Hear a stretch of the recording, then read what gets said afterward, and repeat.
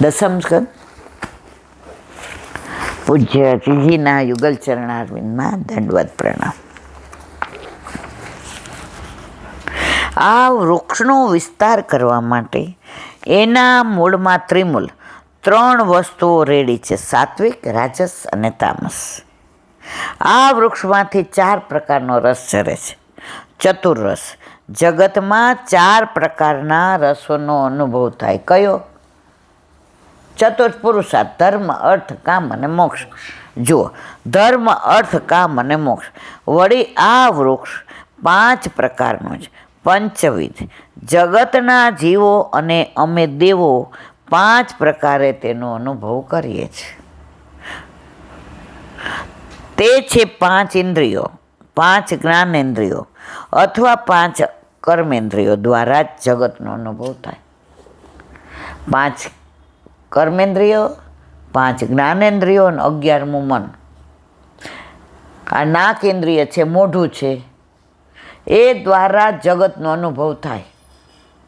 સૂંઘવું હોય તો નાક, બોલવું હોય તો મોઢું, સાંભળવું હોય તો કાન. આ 5 જ્ઞાનેન્દ્રિયો અને 5 કર્મેન્દ્રિયો અને 11મું એના દ્વારા જગતનો અનુભવ થાય. આંખ, કાન, મોઢું, જીભ, નાક એ બધી જ્ઞાનેન્દ્રિયો છે. મોઢાની નીચેની જે ઇન્દ્રિયો છે એ બધી કર્મેન્દ્રિયો છે. આ વૃક્ષની અંદર 6 પ્રકારના તત્વો છે. ષડાત્મા, તેમાં શોક છે, મોહ છે, રાગ છે, દ્વેષ છે, જરા અને મૃત્યુ છે. જગતમાં 6 વસ્તુઓ જોવા મળે છે, પરંતુ જે આપના શરણાગત બને છે તે આ 6 વસ્તુમાંથી પાર થઈ જાય. વૈષ્ણવ બનો પછી તમારામાંથી દ્વેષ, ક્લેશ, પાપ, પ્રપંચ, અંતામમ જાય ને પણ લીસું તો થઈ જાય. અને જો છે એટલું ને એટલું તો સમજી જવાનું આપણે વંચક છીએ, હજી આપણે વૈષ્ણવ બને. બધું ભગવાન માફ કરે, ઈર્ષા માફ ન કરે. મારા કરતાં આને બધા માન આપે, મારા કરતાં આને બોલાવે. આ જે ઈર્ષા છે ને, ઠાકોરજી ક્યારેય એને માફ નથી કરતા. જગતના ચામડીના 7 પડ છે. સપ્તાત્વક, શરીરની ચામડીમાં પણ 7 પડ છે. એવી રીતે જગતમાં પણ 7 પડ છે: ચામડી, મેદ, મજ્જા, માંસ, રુધિર, અસ્થિ અને ચર્મ. તેને 8 ડાળીઓ છે. અષ્ટવિટમ. આ વૃક્ષની 5 ડાળીઓ બહાર અને 3 ડાળીઓ અંદર છે. પૃથ્વી, જળ, વાયુ, તેજ અને આકાશ, આ 5 ડાળીઓ બહાર છે. મન, બુદ્ધિ, ચિત્ત અને અહંકાર અંદર છે. વિશ્વની વ્યાપકતા આમ અંદર અને બહાર થઈને 8 રીતે દેખાય છે. બોલો વલ્લભા. વ્રજ વિહાર.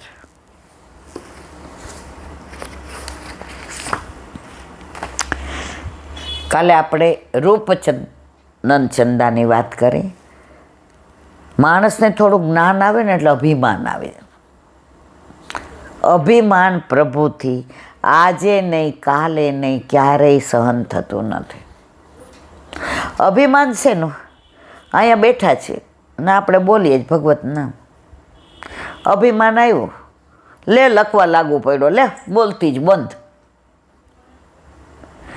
તું શેનું અભિમાન કરે છે? બોલવાનું તારા હાથમાં નથી બેન. આ બોલાવે છે ને તો તું બોલે છે.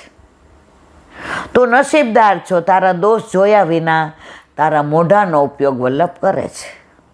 એ એનું જ આપેલું છે. અને તોય અભિમાન. ક્યારે તમને લખવા પાડે?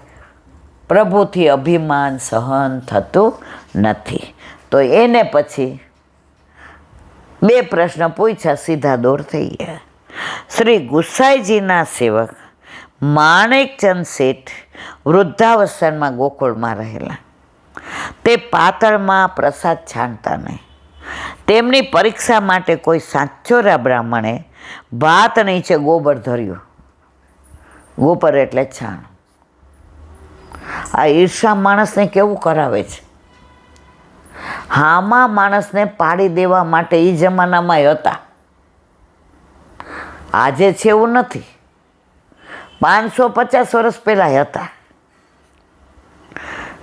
તે પાતળમાં પ્રસાદ છાંટતા ને તેમની પરીક્ષા માટે કોઈ સાચેરા બ્રાહ્મણે ભાત નીચે ગોબર ધર્યું. શેઠજી તો ખાઈ ગયા. જુઓ, શ્રી ગોકુળનાથજીએ આ જાણતા સાચોરા શરીરથી ઉદ્ધાર ન થવાનો શાપ દઈને સેવામાંથી દૂર કર્યા. ત્યારથી ગોકુળનાથજીમાં સાચોરા બ્રાહ્મણને રાખવામાં આવતા નથી. તમે વૈષ્ણવનું અપમાન. પ્રભુ કે છે બધું સહન કરું, પણ વૈષ્ણવને કોઈ હેરાન કરે, વૈષ્ણવનું અપમાન કરે. ઓલું આવે છે ને આપણે ઋષિ જયંતી, જે મેરે ભક્તન કો અપરાધ કરે એને ચીરીને ફાડી નાખું. અને ઋષિ ભગવાન કહે છે હિરણ્યકશિપુને ફાડી નાખ્યો ને. પ્રભુ કે બધુંય બરાબર, તારા બધાય દોષ માફ, જા. પણ તે મારા વૈષ્ણવને હેરાન કર્યો, એનું અપમાન કર્યું, એ હું ચલાવી લઈશ નહીં. બોલો વલ્લભાથી કરણમ મધુરમ. આ ઘણીવાર એવી લૌકિક લીલા, પણ હવે સંસાર લઈને બેઠા હોય એ તો કરવું પડે, ના છૂટકે. હવનકુંડમાંથી પ્રગટ થયેલ ઋષિઓ દંડકારણ્યમાં તપસ્યા કરતા હતા. તેઓએ શ્રી રામચંદ્રજી અને સીતાજીને જોઈ ભગવાન રામના લાવણ્યમય રૂપના દર્શનથી સ્ત્રી રૂપ પામ્યા. એમને એમ થયું ઋષિઓ હતા પુરુષો, તપશ્ચર્યા કરતા હતા દંડકારણ્ય. રામનું સ્વરૂપ જોઈને એમ થયું કે અમે સ્ત્રી હોઈએ ને અમારો પતિ હોય તો કેવું સારું.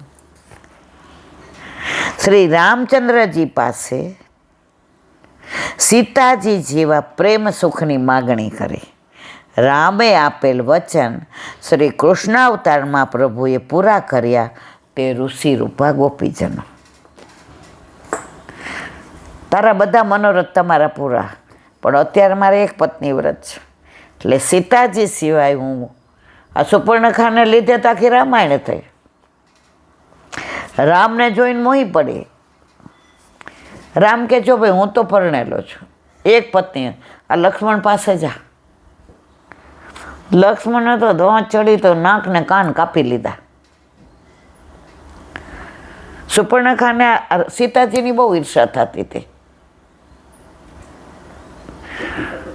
બેન માટે થઈને રાવણે આખું આ આપણે જોયું કે રાવણ હણાયો. પણ રામે કીધું હું તો એક પત્ની વ્રત જ છું. વેદની રીચાઓ પોતાના આધિદૈહિક સ્વરૂપથી ગોલોકધામ પહોંચ્યા. ત્યાં પ્રભુની રસમય લીલાઓનું અને પ્રભુનું રસરૂપ જોઈને માધુર્યને પામે. તેઓએ પ્રભુ પાસે માગ્યું. સારસ્વત કલ્પમાં પ્રભુએ વ્રજમાં પ્રગટ થઈ પૂર્ણ કરી. ત્યારે આ વેદની રીચાઓ વ્રજમાં ગોપીજનોના સ્વરૂપ પ્રગટ થયા. એકાયા શ્રુતિ રૂપા. આની આખી લીલા છે. શ્રુતિ રૂપા અરે પુષ્ટિ રૂચાઓ વેદની અને મર્યાદા. એ કે હાલો જાય બ્રહ્મને શોધવા. ખૂબ ફર્યા બધે. મર્યાદા એ કયું એ કે નેતિ નેતિ ન ઈતિ ન. હવે આનાથી વધુ કાંઈ નહીં.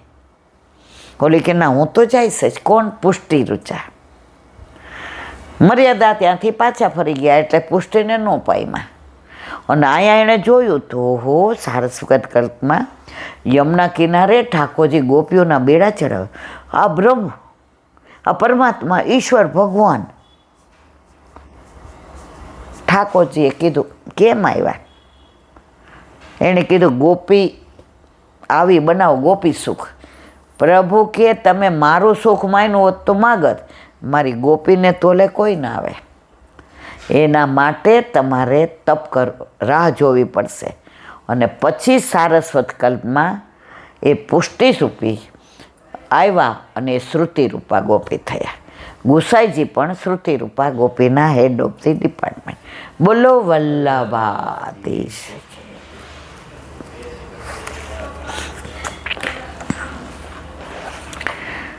66મું ચંદ્રાવણું. તેવી જ રીતે યથા લાભ સંતોષ જેવી પોતાની પરિસ્થિતિ છે તેવામાં જ આનંદમાં દઈ પ્રભુને લાડ લડાવવા જુઓ. બીજાનું જોઈને ઈર્ષા કરવી નહીં. આપણા ઓલા બેને પાટોત્સવ હતો તો ઘરમાં જેટલું ઘી લોટ ને ખાંડ હતું પ્રભુની પ્રમાણ ધરાવ્યું. વૈષ્ણવ આવ્યા, રાજી થઈ ગયા, પ્રસાદ લેવડાવ્યો. પ્રભુ એમ નહીં કહેતા 56 ભોગ ધરો. યથાશક્તિ તમારાથી તમારું સામર્થ્ય છે એટલું કરો. બીજાને ઘેર વૈભવ જોઈ પોતે ચિત્ત ચલાયમાન કરવું નહીં. કેવળ પ્રભુનું સુખ વિચારો. જો બીજા પાસે લાંબો હાથ કરે તો પોતાનો સ્વધર્મ જાય. સિદ્ધાંતમાં કહ્યું છે બીજાનું ધરાવાય નહીં, બીજા પાસે મંગાય નહીં. હવે તો ઓછું થઈ ગયું. પહેલાં તો લાણી કરતા ને તો ગુંજામાલા, મુગટ, શ્રીંગાર. આપણે તો આ પાઠમાં જાતા જ નથી. તો એક વૈષ્ણવ મને કીધું કે ઈલાબેન આ ગુંજામાળા તો આખો વરસ આવે ને હમણે તમે લીધી શું કામ? એ કે એને ખરાબ. મેં કીધું ઠાકોરજીને ખરાબ લાગે એનો વાંધો નહીં, એને ખરાબ ન લાગવું જોઈએ. હવે તો ધીમે ધીમે બધાય ના જ પાડે છે. જોકે મને ગાળોય ઘણાઈ દે છે, પણ મારા વાલા હું મારું નથી કહેતી. આમાં મારો કોઈ આ ગ્રંથ કહે છે વ્યાજના પૈસા ના ધરાવાય, દીકરીના પૈસા ના ધરાવાય, ઉછીનું લીધેલું ના ધરાવાય, કોઈનું લાણીનું આપેલું ના ધરાવાય, કોઈનું માગેલું ના ધરાય. ઓલા બેને કોઈનું લીધું, ખાંડના 6 પપોડા બનાવ્યા. ઠાકોરજી કે આ બધે આ જ આરોગો છો. આ તો મજા પડી ગઈ. સારસ્વત કલ્પની લીલા યાદ આવી ગઈ. પ્રભુ તમારું ઘણાય શું કરે, પોતે 5 તોલાનો સાચો હીરાનો હાર પહેરે અને એના ઠાકોરજીને પુષ્ટ કરાવ્યું આવ્યું ત્યારની 8 આનાની માળા જ હોય એક. પાછા એમ પ્રભુ તો ભાવના ભૂખ્યા. તો તું ભાવના ભૂખી 5 તોલા.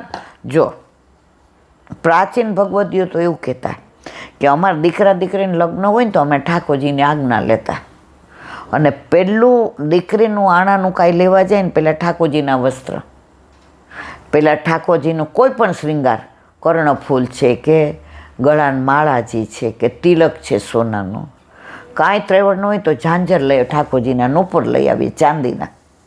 પણ પ્રભુને પૂછ્યા વિના પ્રભુનું જ છે બધું. આપણે બ્રહ્મ સંબંધ મંદમાં શું કહે, સર્વસ્વ સમર્પણ. આજે બધું આપી દઈએ પછી આમાં માણસને પૂછવું તો પડે ને.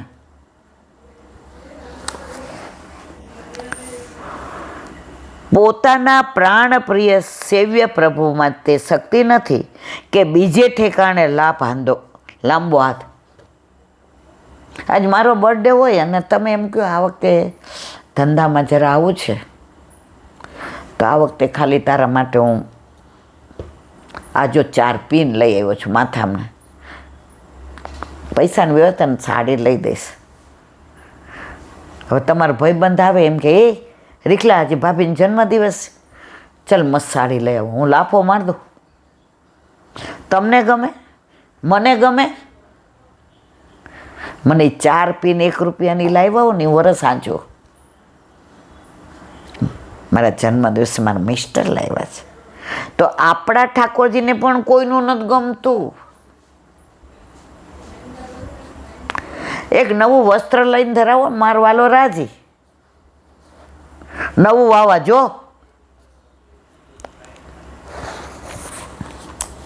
પુષ્ટિ ભક્ત વિશ્વાસ વિનાનો થઈ રહે તો તેને જ્યાં ત્યાં અથડાવવું પડે. તમને તમારા પ્રભુમાં વિશ્વાસ ન હોય તો ભટકાવ પછી. જો તમારા પ્રભુ તમારી યાર ખેલે ને થોડી રમત કરે, પણ તમને મૂકીને એકલા આરોગ્ય નહીં હો મારા વાલા. જેમ આપણે આપણા પ્રભુના તત્સુખનો વિચાર કરીએ છીએ ને, એનાથી વધુ આપણા પ્રભુ આપણા સુખનો વિચાર કરે. તમે રાત્રે સુવો ને ત્યારે આખા દિવસનું સર્વૈયું કાઢજો. મર્યાદા માર્ગનું એક ભજન છે, જિંદગીમાં શું મેળવ્યું તમે સરવાળો માંડજો, સદગુણ સેવાના સરવાળા કરજો, અવગુણનો કરજો ભાગાકાર. આ નાના હતા ને ત્યારે મારી બા તો અમને જવા જ ન દે, પણ મારી બેનપણી પંચનાથમાં અંજના હતી, એ પૂજારીની દીકરી. તો કોક વાર એને બોલાવવા જાય ને તો આવા ભજન આવતા હોય. પછી ઘરમાં ભૂલમાં જો ગણગણી ગયા તો બા કે ક્યાં ગઈ હતી? મારી બા પ્રખર હતી.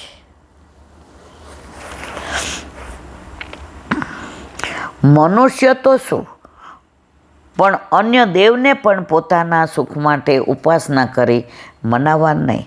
જે પ્રભુની પોતે સેવા કરે છે જ એના માટે સર્વસ્વ છે. તમે ગમે એ મંદિરમાં જાઓ, તમને તમારા ઠાકોરજીનું દર્શન થાય તો તમારી સેવા સાચી. વચ્ચે 2-3 વર્ષ પહેલાં અમે ક્યાં ગયા હતા મને યાદ નથી, તો એક વૈષ્ણવ હીરાબેન જલ્દી આ સ્વરૂપમાંથી આપણે તલ્લીન થઈ ગયા, આપણે એનો નજર નથી. મેં કીધું મને તો મારા ઠાકોરજી જ દેખાય, મને મારા ઠાકોરજી સિવાય બીજા હું તલ્લીન થાવ જ નહીં. તમે તો દેખાવડા સ્માર્ટ, ગમે એવો વર હોય આપણો, બુઢો જ હોય ને ગમે એવો, બીજાનો વર ગમે એવા હોય, મારે લેવા નહીં તો દેવા. મને મારો વર જ ગમે, એટલામાં બધું આવી ગયું.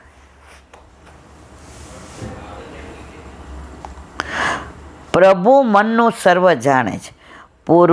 પૂરું વિશ્વનું ભરણ પોષણ કરવાવાળા શું પોતાને આશ્રયે રહેલાને જાણતા ન હોય એવું બને? આખી દુનિયાને જાણે, આપણું નથી ખબર કે મારી માને શું ગમે છે. મારા લાલાને ખબર છે મારી માને કપડાનો ને દાગીનાનો ને બધો શોખ, તો મારો લાલો વ્યવસ્થા કરી જ દે છે. તમે જાઓ કે આકાશ જાઓ, ગમે એ, હું કોઈ દી કોઈને કહું છું લાવજો, પણ લાવો છો ને એ તમને પ્રેરણા કરવાવાળા મારા ઠાકોરજી. માટે સેવ્ય સ્વરૂપમાં જ સર્વાત્મા રાખી સર્વકાળે પ્રભુ ઈચ્છા માની સુખ કે દુઃખ પણ આવે તે સહન કરવું. પ્રભુમાં ક્યારે અવિશ્વાસ કરવો નહીં. સુખમાં છલકાઈ ન જવું અને દુઃખમાં હિંમત ન હારવી. આમાં જ આપણે ભરાઈ જઈએ છીએ. બોલો વલ્લભાધીશ.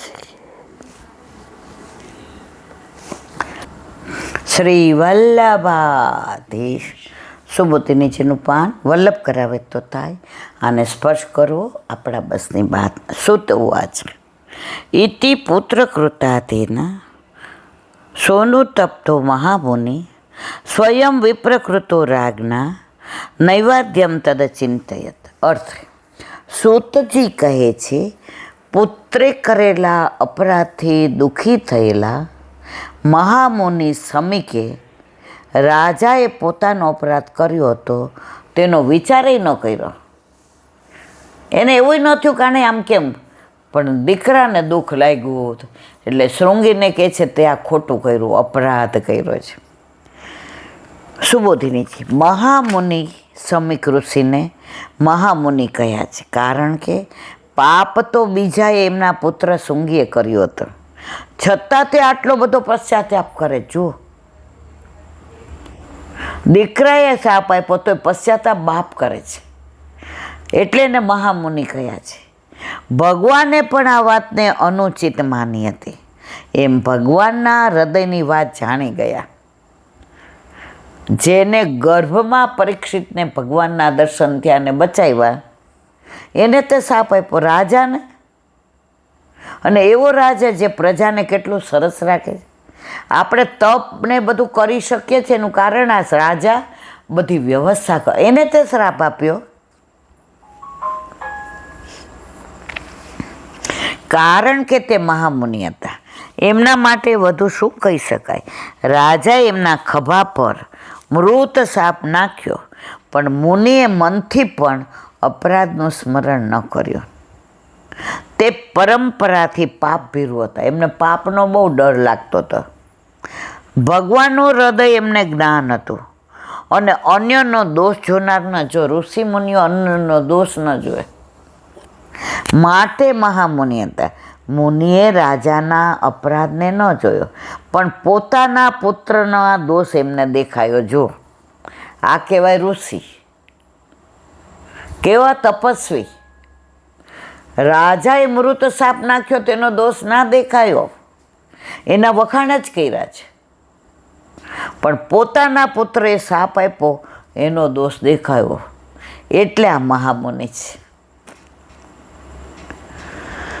મહામુનિ સમીક અને પરમ ભગવદીએ મહારાજા પરીક્ષિતની સમાનતા બતાવતા સૂતજી અધ્યાયનો ઉપસંહાર કરે છે.